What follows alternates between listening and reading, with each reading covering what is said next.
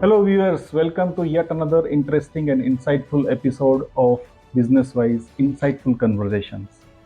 Today, I have a very interesting topic, but most importantly, I have a very interesting personality as well. Mr. Ramesh Natarajan, whom I know for his knowledge and wisdom, he never fails to inspire me through his wisdom in every interaction that I have had with him. Mr. Ramesh Natarajan started his career at a very young age of 20 years, and then from then on he actually spent about 42 years in battery industry. Started as a trainee engineer, growing in the managerial role, and then of course guided one greenfield export oriented battery manufacturing unit. Ramesh Natarajan has served industry for more than 4 decades. About 3 years back, he retired from his business, but he is not tired. He continues to inspire, advise, and also provide a little bit of consultancy to people who need his help on various topics, especially on the technical aspects. He is internationally recognized both in India and overseas. He continues to share his wisdom through his podcast, and of course, he has authored several books on battery. Mr. Ramesh Natarajan, welcome to this podcast, and I'm very happy to have you today. Thank you very much, Mr. Viman Gandhiji, for inviting me to be a guest on your podcast. It's really a privilege, and considering that you advise so many industries all across, it's nice to be on your podcast. Yeah, Thank you and very much. today we are going to actually speak a lot about your journey and whatever you have done in your journey. When it comes to the business, I think every business has one ulterior or ultimate objective, which is Hmm. to create wealth and asset. Yes. So let me just talk to viewers. Today's topic is going to be on how do you create wealth and asset in the business. And we are going to take or draw some inspiration from someone who has not only created assets and wealth out of his business, but he has literally put things into practice and also internalized it. So it is definitely going to be very, very important conversation today. Well, I have not created a lot of wealth, but I mean, because I started very late in life with the realization that I'm able to share today. But anyway, I'm okay. Yeah. So I'm ready. Well, creating a wealth is not a crime, so don't take it in that No, no, no, no, no, no. But I'm sense. saying I'm not wealthy. The way you portrayed, But the I way think you portrayed.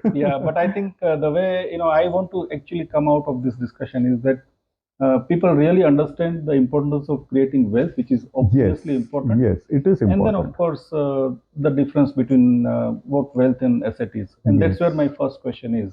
yeah. For a lot of people, they find it very similar Hmm. when you say, oh, you create a wealth and create asset in the Hmm. business. They find it very similar, but there is a subtle difference. Can you tell us a little bit about the difference? Wealth, when you talk of wealth, it's something you use to create assets, and wealth is something which you have in the form of liquid wealth Mhm. or non-liquid wealth. Right. So when you say liquid wealth, it's money in the FDs, stocks, or in bonds or something, Hmm. or shares, True. which you can liquidate. Hmm. And when you talk of non-liquid wealth, it's either real estate or business ownership minus the liabilities. And when you talk of assets, you have something as tangible assets and non-tangible assets. True. When you talk of tangible assets in an industry, it's your equipment, property, and inventory.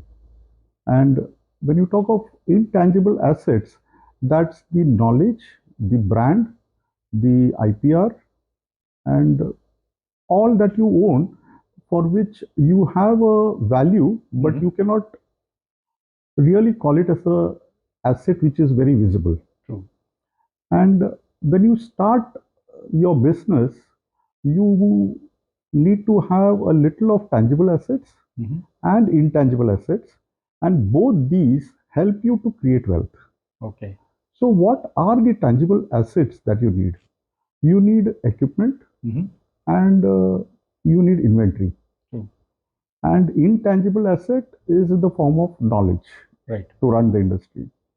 Of course, you also need a place, but then that you may or may not have, you can rent it out. Hmm. So, but definitely you need the materials and you need the equipments. True. So, these two tangible assets and the knowledge, which is an intangible asset which you have, you use this and you start your journey of creating wealth. Yeah, I'll just So, take this little further. Even people and knowledge converted into some kind of IP or patents hmm, is also an asset, right? Isn't it? yeah, of course, yes, but not all industries may have a patent or an IPR at that point of time. Like at least in my case, I had the knowledge of how to make the batteries, Hmm. but I did not have any patent or any such Okay, thing. So it's still, of course, it is I mean, an added benefit. true. And then over a period of time, you build a reputation and then you create a brand that also becomes an intangible asset. Yeah, very And valid. but then that takes a little time. Hmm. Right. Okay, so that's how the assets create the wealth for you. Hmm. So, like in your introduction, I said you started at a very early age of 20 years, of course, as a trainee engineer somewhere, and then grew up in your professional ladder. And I think about 22 years you ran your business. So, whenever you started, what was the state of affair in terms of wealth and asset when you started the business? What was it when you realized, oh, it's very, very crucial to create and create wealth and asset and focus on that? And finally, the third phase when you actually decided to withdraw from your business, what was the state of affair? After my graduation at the age of 20, Hmm. I would say I was lucky in a way because my dad was in a very senior position in a battery company, Hmm. and there were a few people who had approached him Hmm. telling him that they want to start the industry, battery industry. True. He wasn't ready to quit Hmm. because my sister was much younger, my brother was also Hmm. studying and all that. But then he was ready to invest some amount. And so I had just finished my graduation. So the only alternative was I go into that industry. Okay. So at the age of 20, when I did not know anything about batteries, I just knew the spelling of battery. I went there and I worked with those people. I learned a lot of things about batteries at that point of time. Hmm. I had to definitely work hard Hmm. and forget asset, wealth, and all this. I had no realization about all these things at that age. I only knew that I know nothing, and if I have to do something in life, I got to learn here. Hmm. So working 14 hours, 16 hours, anything was a routine for me. But one thing I knew at that point of time is I have to learn. Hmm. So that's why I would call it as a period of training. Though the designation was a director in a private limited company, but for me that didn't matter. Hmm. I said, let me work and understand. So I spent 10 years there working hard, understanding, learning. And for some reason, I mean, we couldn't continue there because of various reasons like growth wasn't there, returns were limited, and all Hmm. that. And then somebody wanted to set up a industry, so I took up that opportunity. I said, okay, I'm quitting and coming here. I Okay. worked for him and set up the industry, took up the Hmm. assignment, worked for 10 years. Hmm. And that was another 10 years of learning experience because here I had to handle right from project. It was a greenfield project. The Hmm. investors did not know anything about batteries. Okay. They were relying totally on me. So I set up the industry for them and right from the project stage, getting the machines, specifying the materials, ensuring that people are recruited Hmm. and they are trained, Hmm. and getting out the product, Hmm. ensuring that it is as per the market requirements Right. and all that. So, except for the purchase, actual purchase, Hmm. and marketing and finance, all departments were under me, Hmm. including maintenance, stores, HR, including negotiating with the union, which came Okay. up 6 years down the line Hmm. after I joined. Hmm. So I spent 10 years there in that Hmm. industry. And there, of course, I learned a lot again Hmm. on aspects other than technical. Hmm. And that was the first 20 years. Hmm. And then I decided to join my brother, who already was having an industry. Hmm. And he said, let's start batteries. Okay. And then we both came together, and then we started this journey of 22 years of business. Like I mentioned, whatever your questions are about wealth and assets, that realization dawned only 5 years after getting into business. True.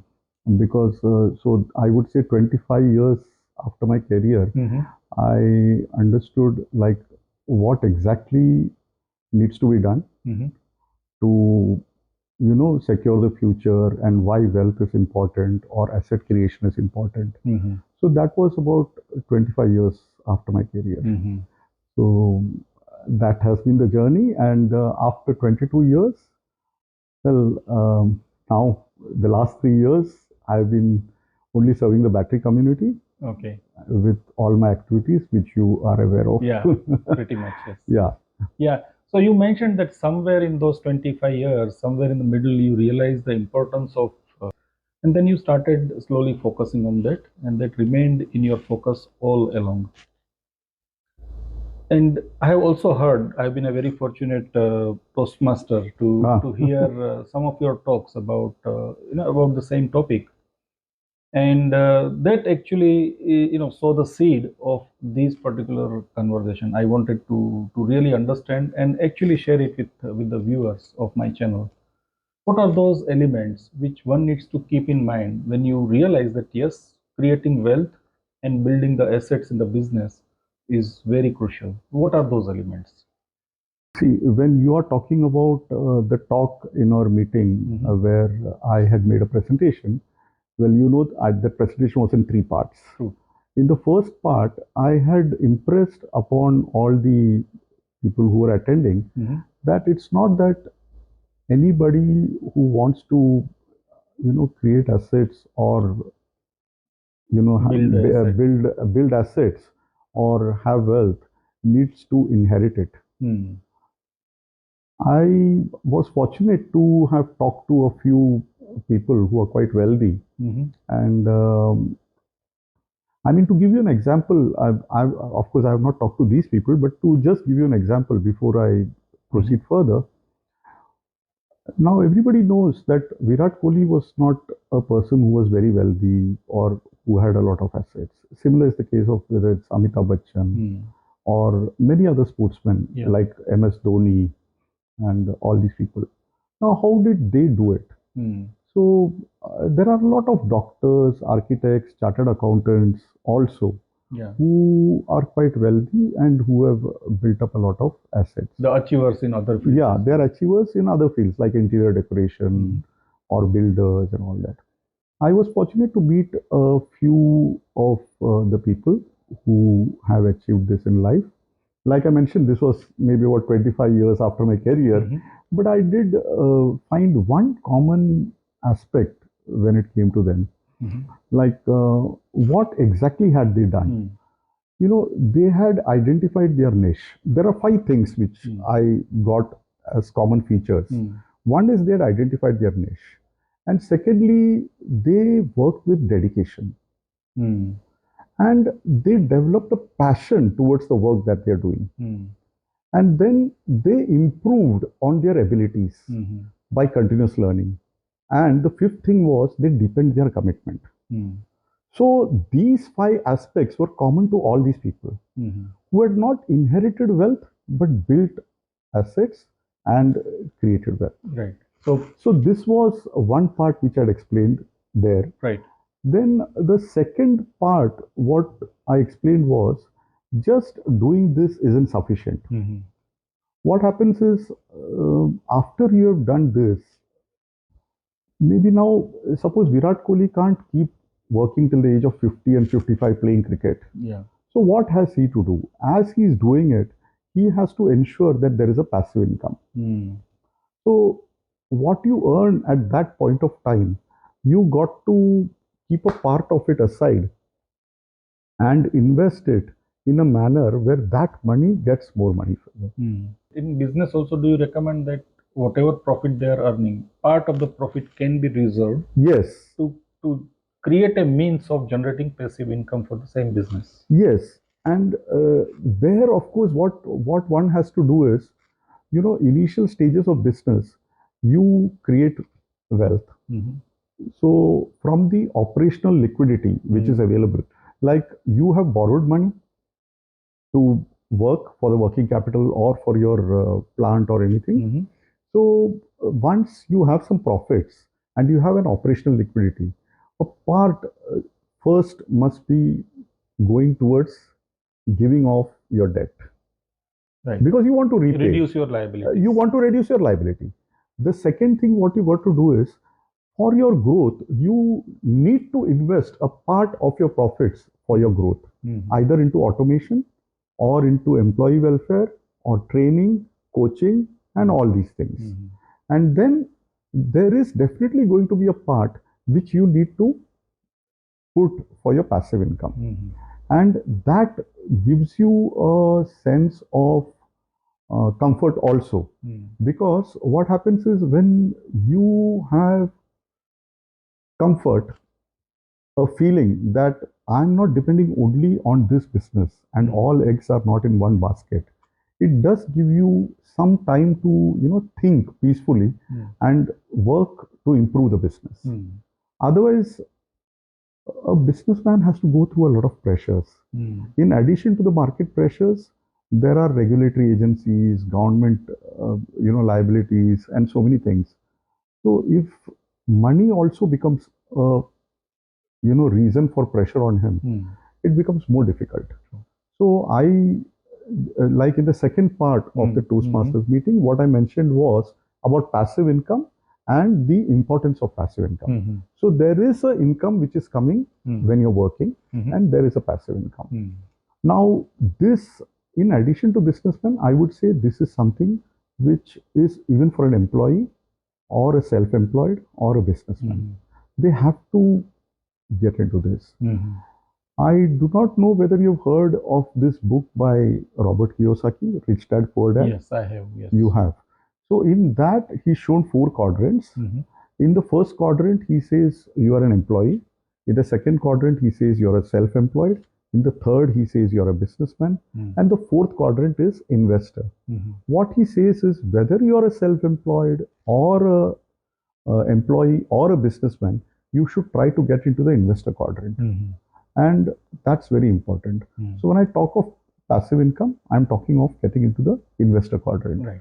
So, like I mentioned, earn, repay the debts, invest something for the growth of the business, and then put something in the passive income. Where it can multiply. Where it can multiply. Or it can have a compounded Yeah. effect. And so the power of compounding is really unimaginable. Yeah. And we may think it isn't much, but it is quite a lot. At times, it can happen as the business grows that income becomes almost equal, or it can be even more than what you get from your active income. Because here you have certain liabilities, you have certain limitations, and because you got to work to earn more, or you got to grow in a manner where you have a professional management and all that. So a lot of small industries do not get into that route, and so this becomes very important, at least for the small industries. Yeah. Thank you for bringing out that you have sort of given a roadmap as to if somebody who is a beginner or let's say only spent a few years in the business, probably would be able to realize and create their own roadmap and systematically go about creating wealth. Yeah. And build There was assets. a third part also. Sure. Go ahead, you know about it. This meeting was conducted in, this presentation was conducted in 3 parts. In the third part, I had drawn the attention of the people to ensuring that the wealth that you create is secured. So you got to take care of your insurance, not only the life insurance, but medical insurance. And you got to see that the investments are not entirely into shares or crypto or something like that. So that part of the wealth creation or whatever it was about risk proofing whatever you want, because that becomes very important also. Yeah. Being greedy and thinking that money will grow very fast is also a stupid thing to do. Right. You mentioned about being greedy. So my next question is linked to that only. This world or the people in this world reject the idea of somebody who is money minded. They don't like people who are money minded. But at the same time, when they look at certain people, and you have already taken some names who have really amassed wealth uh, in an ethical way, Hmm. and because they have created so much of wealth for themselves, people start idolizing them. Yes. So, can you just differentiate these two category of people? People who are purely focused on money, or we call them money minded, and the people who are who have really created wealth with the right reasons, with the right ethics in place. Looking at somebody and saying that this person is money minded and thinking that that's not a good thing is not really correct, because a lot of people who have created wealth, Mhm. I have noticed that they do a lot of charity. uh, Initially, when a businessman starts his business, he has to take care of the business because he has borrowed a lot of money, and he has to take care of his people and consider the entire organization as a family. Mm. So, I don't know whether you've heard of this Carroll's pyramid, Yeah. and Carroll talks about corporate social responsibility. Mhm. So the first, at the base is economic considerations, where making money and ensuring that this business grows becomes the prime focus. Mm. And after that, ensuring that everything is legally right and all, legal parameters are taken care of becomes the second. Mm. Then the third, he talks about ethical, Mm. because though everything has been done legally, the law does not specify everything in black and white. Mhm. There are certain things left to interpretation. Mm. Mm. And there comes the ethical role. So a businessman starts thinking, okay, this is legally right, but is it ethical? Mm. And so the third, as the pyramid goes up, the third portion is Mm. ethical, Mm. and the topmost is philanthropy. Mhm. Because once there is sufficient money to take care of everything, most of the businessmen get into philanthropy. Mhm. And I think philanthropy is something which I've seen most of the people do. And I don't think, you can say that, oh, this person is money minded and Mm. is doing, he's only taking care of himself. Mm. I've seen very few people doing it. Most of the people who have earned sufficiently do philanthropy. Mm. So you So mentioned it's a about this Carroll's pyramid. There is similar pyramid called Maslow's theory of Maslow's need. theory, yeah. I think I can draw some parallel between them. At the bottom of the pyramid, we are all bothered about our basic needs. Yes, In Hindi, as they say, roti kapda makan, roti or kapra all your makan. basic necessities. And then comes the safety need and your Hmm. belongings. Yes. Then comes the self-esteem and self-actualization. Hmm. When you reach to those two last layers of pyramid, that is the time when people start thinking of giving back to the society. Yes. But before that happens, obviously, one really need to stay focused, put in the efforts, stay ethical, do Yes. all the right things, Hmm. and keep creating wealth. Yeah. And that brings me to the next question. We are talking about self-esteem and self-actualization. You mentioned about corporate social responsibility or giving it back to the society. Yes. When you are creating wealth, obviously, it's not just for yourself. No. We all know that we need very little to really survive in this world. Yes.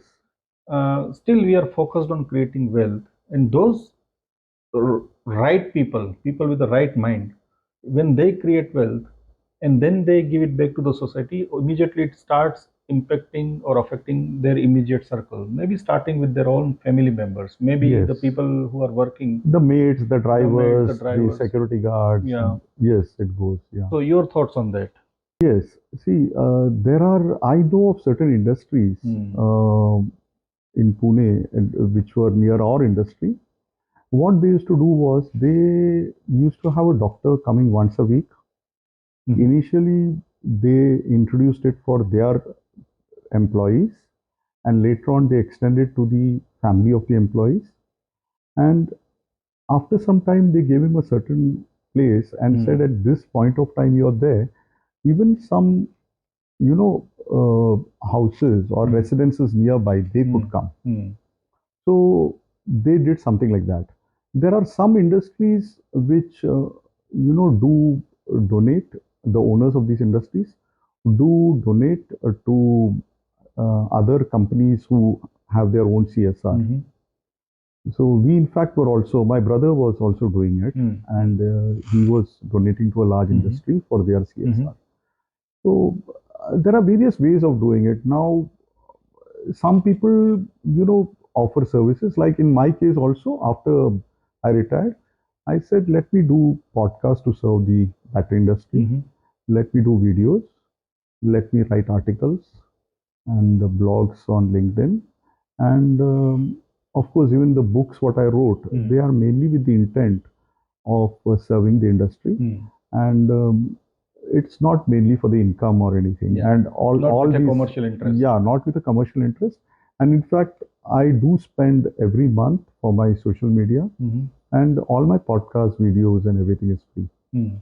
So you can do it in kind, you can do it in cash, you can do it directly, like having a doctor or somebody on your premises and doing it, or you can donate to an NGO. So I've seen a lot of small industries also doing it, and most of these people do it in a silent manner, and so it's not visible to a lot of society. In the society, a lot of people don't know that even small industries and businessmen do a lot of social work. Right. I know vendors of our products, like, we have in the battery industry people who give separators, tubular bags, containers. I know a lot of them are doing a lot of social work, and they don't announce it, but I'm aware of what they're doing. Right. You are making a very, very important point. It doesn't have to be necessarily in the form Advertised or yeah. it can be kind also. It could be in form of knowledge that you are spreading through your podcast. So for my viewers, let me tell them that you have created more than 65 podcasts Yes, in I've 4 done that. different languages, reaching into 90 plus countries, and probably number of downloads are more than 18,000. Yeah, 18,000 plus. This is the reach that he has, but this is one of the ways of transferring the knowledge that he has amassed. And like we discussed earlier, knowledge is also an asset.